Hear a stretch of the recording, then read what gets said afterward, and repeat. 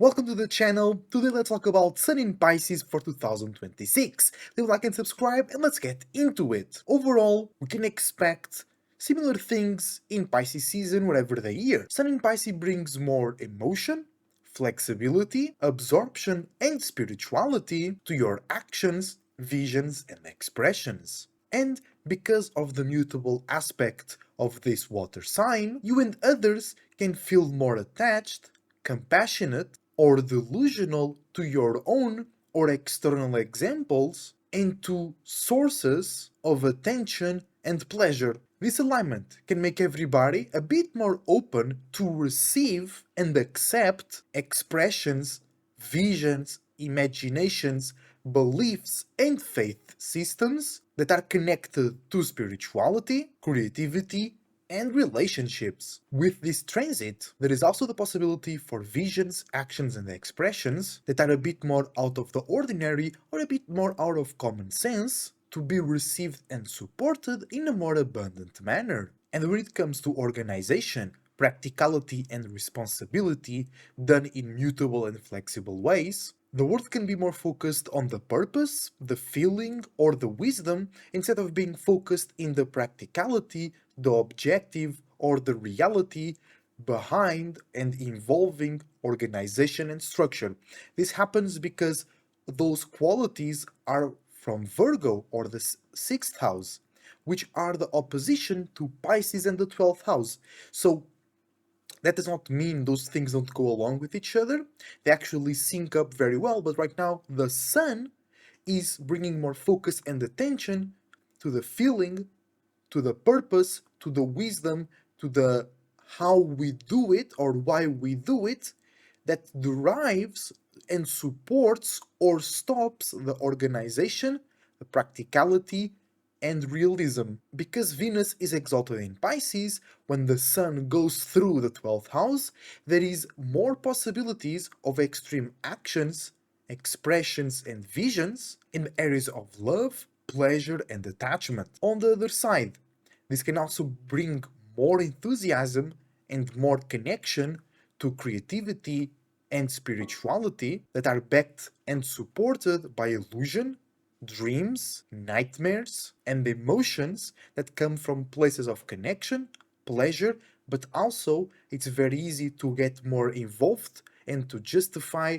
escapism mechanisms. Also remember that Jupiter is the ruler of Pisces, so this alignment can bring more expansion, more wisdom, more knowledge, and better ways to travel when it comes to your and others' actions and expressions, especially internally, because Pisces is the internal side of Jupiter, so it's easier to travel with yours and others' emotions, feelings, dreams, and illusions, and it's also easy to expand in areas of Piscean identification, attachment, dreams, illusions, creativity, spirituality, and the ability to condense wisdom and knowledge in a more efficient way. Because right before Pisces, we have Aquarius, which is really good at accumulating knowledge, but it's fixed air. So Aquarius is really good at compartmentalizing, at separating, identifying, and categorizing wisdom, knowledge, facts, people, and places.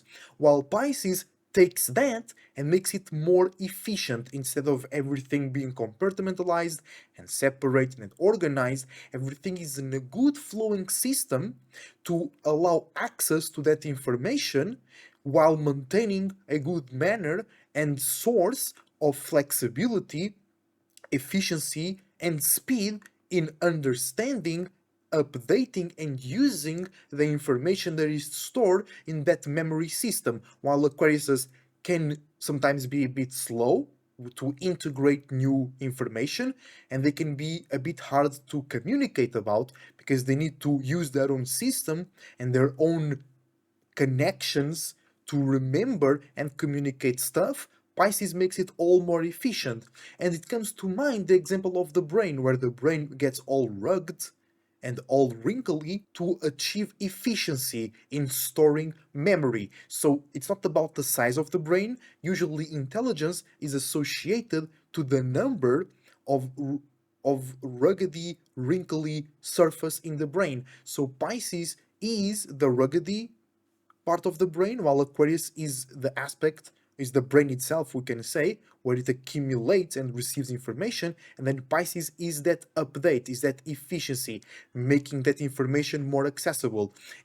And because of that, you can also be exposed to too much information, too much emotions, dreams, spirituality, and creativity, and that might impact your ability to be realistic or to look realistic. But if you have a good and balanced and logical perspective and teachings about spirituality, creativity, and emotional work, this season can bring a better connection, understanding, and comprehension, a bit more of empathy towards yourself and others that are in those areas of creativity, art, pursuing something unique and original, upgrading, evolving, or clearing their emotional, mental, and spiritual spaces. On the other side, if somebody is a very heavy and systematic belief, aka tradition, religion, or if they are if they feel pressed or in danger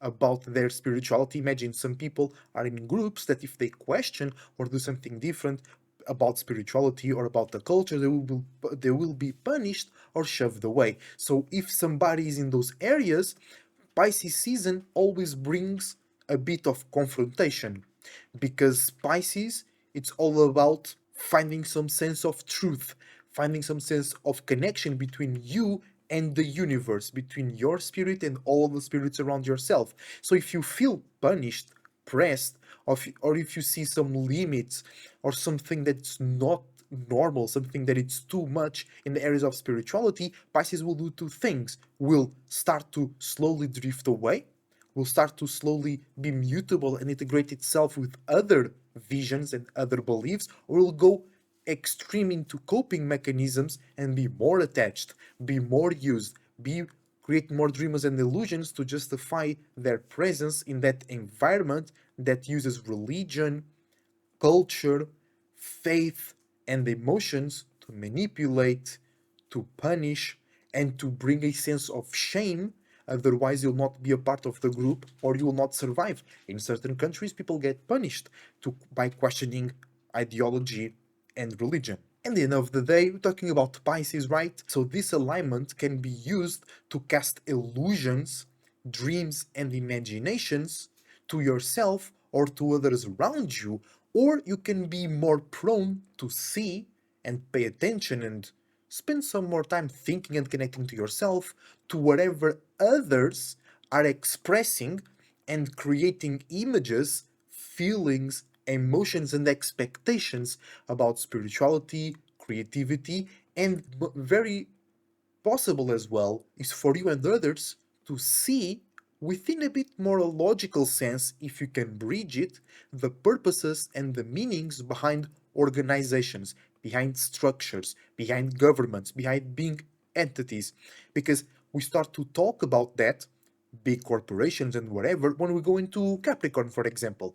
Because before Capricorn, we have Sagittarius, which is a group or the grouping of beliefs, of ideals.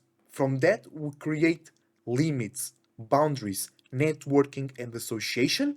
From that, we create organizations, clubs, groups, schools of thought that pursue something and they try to change the world around them by being loyal and fixed into that structure that came out of a certain belief. And then Pisces is how those organizations impact the world around them. So will be what's the goal, what's the purpose, and Pisces is actually doing that. And sometimes people confuse Aquarius with a more action based sign when it comes to their beliefs. And Aquarius is more about showing, but that doesn't mean they're really the ones being impactful and being active. They will be active when it comes to show their mind or defend their interest. But Pisces is mutable water, is really changing reality, transmuting, transforming reality. Aquarius is just the cornerstone. So with Sun in Pisces, if you pay attention and if you know how to identify and then bring that to logic, you'll be able to see the purpose, the end goal, and the manipulation in big organizations, in big groups.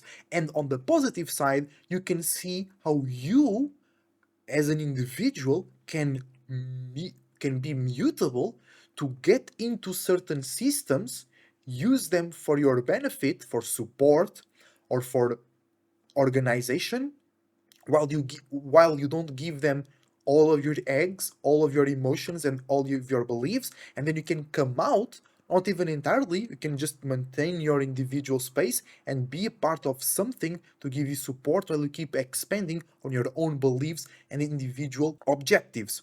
Because, like I was saying, it's very easy to cast or be casted expectations because of Venus being exalted in Pisces and because Jupiter brings that expansion energy to Pisces. So you can see something that somebody is showing it to you, and it's very easy for them to exaggerate rewards of pleasure, validation, or commitment. And it's up to you to keep yourself in check, to use Virgo energy to be like, this sounds too good to be truth, but on the other side, we now live a bit in the world, especially if you spend a lot of time online in the wrong websites. You can have the image of the world by being too gray, too industrial, too capitalist, too dry, and too negative. And it's also up to you to use the Pisces energy or the Virgo energy in itself and be like, this sounds too bad to be truth. If you can use the it sounds too good to be truth element or argument, you can also use this sounds too bad to be truth. And then it's up to you to bring more faith, more purpose, and more wisdom to whatever you're receiving. You don't need to go and change the perspective of who's saying that. We just need to change your perspective about receiving those negative things, right? Because there is a purpose for us to be in this world and to be alive. And if things around you or the thing that you are exposed to sound too negative, that doesn't really make sense because we wouldn't be alive in the first place if it was just to be too negative. You know what I'm saying? That's a good argument you can use with the Pisces energy to exercise yourself, your emotions and feelings out of places that are too negative or too dry. And in the end of the day, keep in mind that this alignment is great to pay attention and be more focused in spirituality, faith, and beliefs, as well as in creativity and taking leaps of faith and accepting things that are a bit more out of the ordinary. Just be careful to not be too lost into illusions, dreams, and nightmares. Be careful to not be used or to use others because of validation, attachment, and pleasure. Make sure to expand your beliefs, make sure to expand your connection to all possibilities, and look always for making sense. Because a lot of people say that Pisces are delusional, and that's most people that don't know how to use the Pisces energy. But in the end of the day, Pisces is the 12th house. Pisces is understanding in a way that you can understand and make others understand from your own individual perspective all of the 12 houses, all of the major abilities and that we have and all the major areas of our life. So in the end of the day, Pisces can be the most knowledgeable and wise energy, but it needs time and it needs a good system to integrate all the different types of information, and it needs time because Pisces is perhaps the sign that requires the most experience because you can't fake it and you can't use information from books or advice from others. You have to go in, experience yourself, update yourself, utilize yourself, and then you're going to learn something and then can you use that for creative or teaching purposes. So right now, be open to experiences while keeping yourself defensive, to not be used or also to not be exposed to some fuck shit because it's very easy to expand your emotions, your connection, your care, and your empathy. So if you expose to too much fuck shit, you might be creating too many feelings and emotions to try and understand that and feel good about that, and you might not be using all the energy and imagination necessaries to drive yourself forward. That's another negative aspect, but also with Pisces, what is negative is positive, and what's positive is negative. It's all about you seeing it as a power or as a curse, right? Because then you can use the Pisces connection and emotional presence to make you and others feel more caring and empathic to yourself and whatever you have going on. But in the end of the day, just don't go too far into connecting to others, because that energy is already there, it's already present with the mutable and water, so it's the most connective, the most reaching out energy of the zodiac. So you just need to go with the flow. You don't need to be extra on it, extra controlling, extra organizing, because then you'll end up using others or being used yourself because you're trying to fit into an image or fit into certain expectations. I hope you enjoyed the video. Leave a like and subscribe, and I see you on the next one.